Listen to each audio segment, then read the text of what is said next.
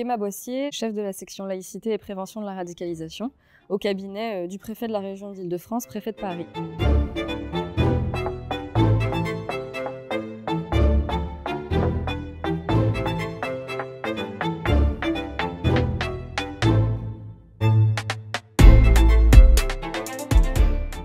Missions de référents laïcité qui sont au nombre de 3. La première, c'est donc de répondre aux sollicitations et aux saisines des chefs de service et des agents de la préfecture, que ce soit sur des questions d'ordre général ou d'ordre individuel. D'accompagner les agents de la préfecture dans leur formation et leur sensibilisation aux principes de laïcité. Et puis, dans un dernier temps, la rédaction du rapport annuel de la laïcité qui vise à faire un état des lieux de l'application, de la compréhension de ce principe sous ce périmètre.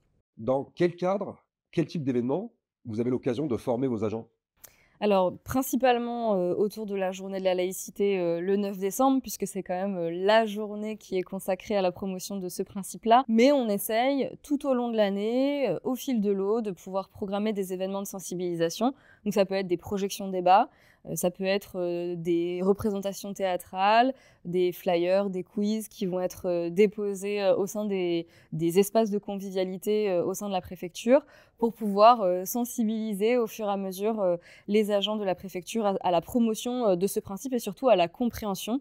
Après, il y a aussi quelque chose qui est essentiel, c'est de permettre aux agents d'avoir identifié qu'il existe des interlocuteurs spécialisés sur ces thématiques-là. Ce qui est essentiel à comprendre, c'est que le rôle du référent laïcité n'est pas de répondre à un problème. Il arrive effectivement que ce soit des situations de litige, de conflit, où on va être sollicité pour analyse, commentaires et avis, mais en aucun cas le référent laïcité n'est un médiateur. Je vous prends un exemple très concret.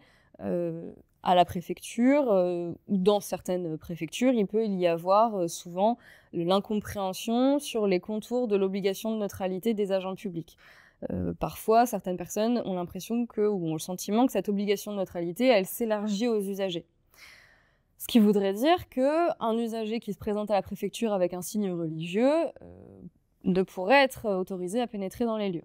En aucun cas, le référent laïcité, dans ce cas de figure, ne peut être appelé par l'agent d'accueil, descendre, donner son avis et résoudre la situation. Mon seul rôle est de conseiller les chefs de service qui me sollicitent ou les agents qui me sollicitent dans leur prise de décision. Que représente la laïcité à vos yeux et pourquoi vous vous êtes engagé? J'ai commencé à m'intéresser à la laïcité durant mes études secondaires, donc au cours de mon parcours à Sciences Po Lyon. Et puis ça a été surtout en raison d'un proche qui était fortement investi dans une association qui faisait au quotidien la promotion de ce principe-là au travers de formations, de sensibilisation. Et donc ça a été un fil rouge au fil de mes années étudiantes et de jeune adulte. Pour moi, la laïcité, je dirais que c'est déjà un principe juridique qui vise à organiser et à régir les relations entre l'État et les religions dans un objectif de permettre la liberté de conscience, la liberté de culte, et donc l'existence et la coexistence de toutes les croyances, bien évidemment sous réserve du maintien de l'ordre public, mais cette idée de liberté.